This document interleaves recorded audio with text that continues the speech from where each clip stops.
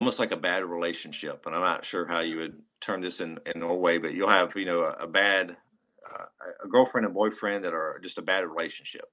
They're always fighting. They're always, going at each other, maybe a husband and wife that should get divorced, but they're always, fighting. And, it's just a bad marriage. And in these bad marriages, a lot of times you have children that come from it that are bad children, bad offspring. And to me, the marriage of law enforcement to this drug war has been a bad marriage. And we have had bad offspring. And some of that bad offspring has been the racial disparity we see in the enforcement of it.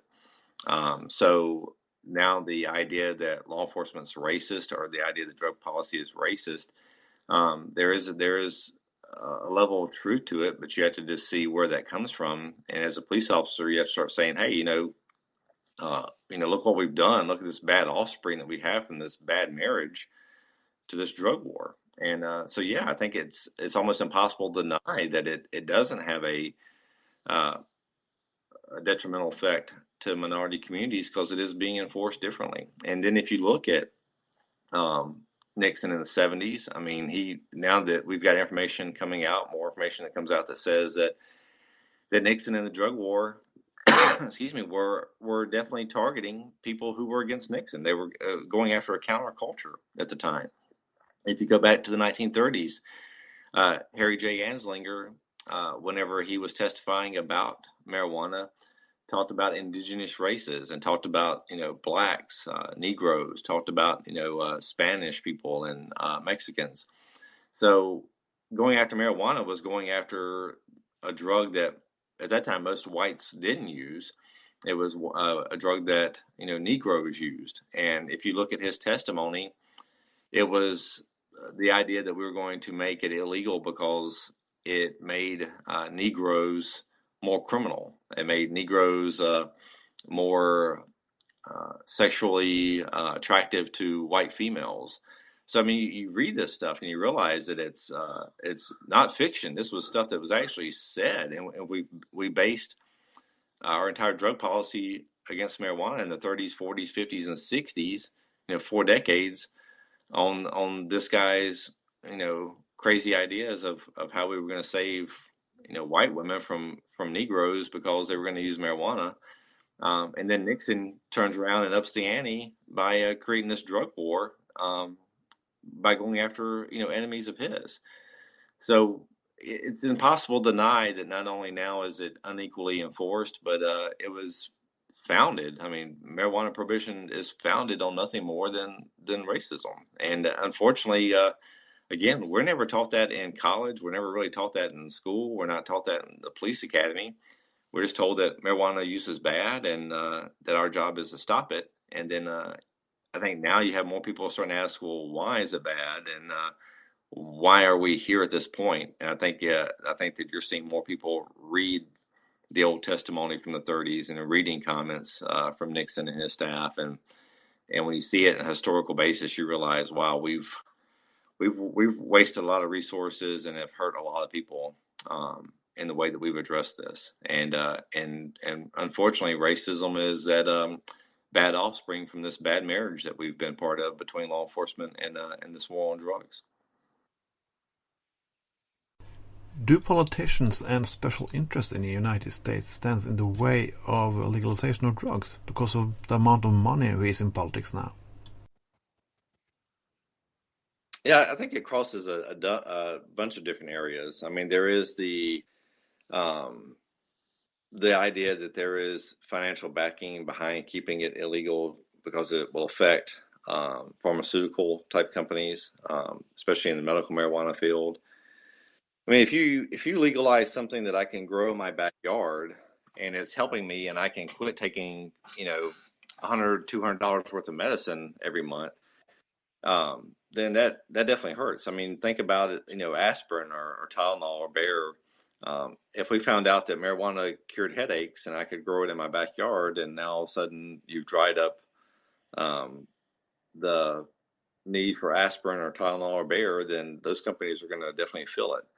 So, there is that aspect when it comes to the monetary backing or who's actually behind it financially when it comes to the medical side of it. But I think the biggest thing is I think it still kind of tears at, like we talked about earlier, kind of like a moral fiber. Whenever somebody like me says, well, marijuana use should be legal, we should allow people to have that decision. A lot of people's first thought is like, well, then, you support marijuana use. And that's not really the case. I'm just saying that people should have that decision.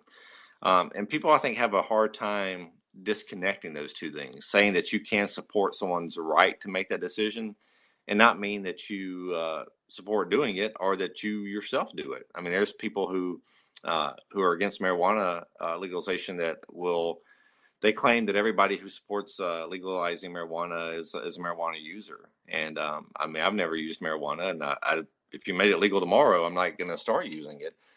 But it's the same way with alcohol or anything else. I don't think that you should go to jail over it. I mean, I support gay marriage here in America. That doesn't mean I'm going to go out and have a gay marriage tomorrow.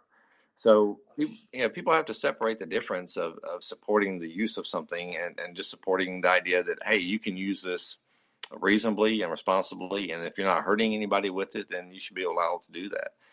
And I think that's why people have trouble sometimes maybe even wanting to look into legalization and if we should do it, because they're afraid that somehow that's going to lessen them morally somehow, that's going to have people question whether or not they would use marijuana, or going back to the gateway theory, okay, now all of a sudden you're supporting people who could end up being heroin addicts one day. So I think it's definitely a moral battle for people sometimes to be able to finally admit that we've been doing a policy that was not founded really on any type of science or good thought, and I think it's hard for them to change their mind because they're afraid of how they'll be viewed sometimes.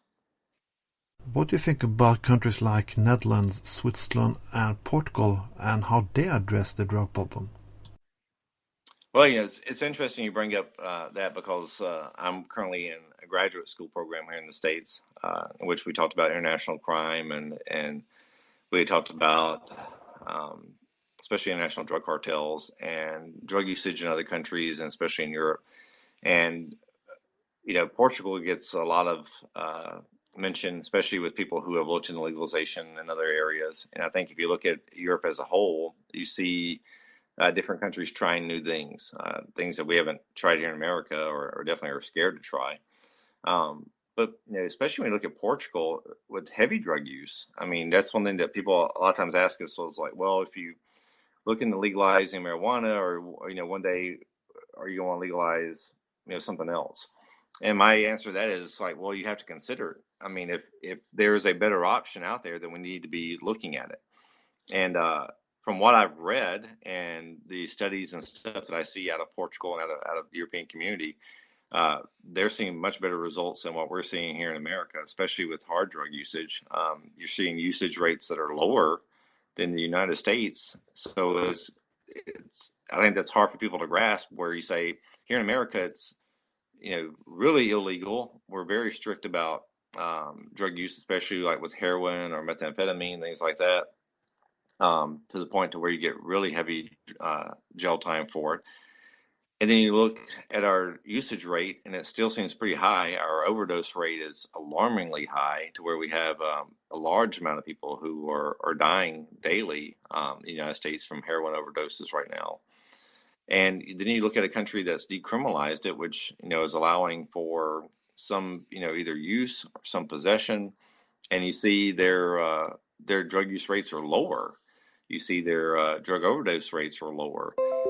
So it's hard to then argue that we need to make it more of a crime and enforce it more, whenever you're having countries that are enforcing it less have better results than we are. So I think Portugal's experiments have been widely eye-opening for a lot of people, and I think that you're seeing that now in some other countries that are trying. I know that I think I was reading the other day where maybe it was Ireland that was looking into some new approaches as well. I know there are some countries in Europe that still are, I think, more towards enforcement. I think I could be incorrect. My recollection was that Germany still seems to be a little more on the enforcement side, probably towards more how we do it here in the States to some degree. But I think that all of Europe, though, is looking at the results that you're getting in, especially in the harder drug use. With needle exchange programs or safe areas, or just amount of possession for personal use, and I think we as Americans, I think a lot of times we always think that our way just is naturally the best way to do it because we've put a lot of research and thought into it. And then whenever you look at Europe and what's going on with drug usage, I think that we're starting to kind of say, hey, you know what? We're probably not doing this correctly, and maybe we're not doing it the best route, and maybe we need to look at the way Europe's doing this and maybe study it a little bit more. And I think that's one thing I'm thrilled at seeing in Europe at how the different countries there are trying some different things, because it's allowing us now to look at some possibilities. Here, like you said, I think the United States are 50 states, and each state will probably address it differently for a while. Like you said, some states alcohol sales go through state-controlled stores, and some states it's not. Some states still have dry areas where you can't buy alcohol or possess alcohol. So I think you'd see that in America, to where one state would be like Portugal, another state would be like Germany. But I think it's fantastic to look and see that decriminalization does not cause more drug use. It doesn't cause more crime. I mean, we're seeing that now just with basic legalization of marijuana in Colorado and Washington and Oregon and Alaska. So myths are hard to kill. Urban legends are hard to kill, and it takes time, and it takes evidence. And I think that luckily, there's some countries in Europe and now some states in America that are showing that you can legalize and you can decriminalize and have good success. So I think I hope more and more success comes out of the countries in Europe that are decriminalizing. I hope that if there are hiccups or issues that have to be addressed, then they can address it, and it shows Americans that it can be done. In Norway, often religious people are those who are most against legalization. But you're a Mormon. What do you have to say about that? And I think for me, it's one of those things where there's two things that come into play on that. One is, in America, we were a country founded on the idea of a freedom of religion, no state-based religion. You could practice whatever religion you wanted and not be, tormented for it or ridiculed for it. My religion, the Latter-day Saints, the LDS, the Mormons, here in America, where it was founded, were treated badly in lots of places. They were chased out of a few states. The founder of our religion, Joseph Smith, was murdered over his religion, and eventually they got out to the state of what's now the state of Utah, and started the religion and headquartered it there. But so you see, even our country, there were times where religion was persecuted if you weren't the right religion. So I'm very worrisome whenever someone promotes the idea that your government should be a theocracy or be religion-based, because that's a great idea if it's your religion. But if you're religious and you're not the exact religion that somebody else is, then it may not be that great for you. And I think that that's what people have to realize, is that you have different kinds of Methodists, different kind of Baptists. There's Catholics and all kind of Protestant religions, and they don't all agree on the same thing. So just because you tell me that hey, you want a God-based government, that doesn't mean really that it's going to agree with everything you believe in just because you're religious. So as a Mormon, most people know that we don't, use alcohol. We don't use tobacco. Most Mormons, refrain from any type of caffeine usage, coffee and tea and sodas, things like that. So they're very, like you said, they're very surprised when they find out you have Mormons that support legalization. And I think the reason why is that our life here on earth is kind of like the idea of a test. And in a test, you have to have the ability to make decisions. And we believe in that free will that God gave us the ability to choose on our own. So when presented with different choices, he doesn't make us choose. You have that free will to choose.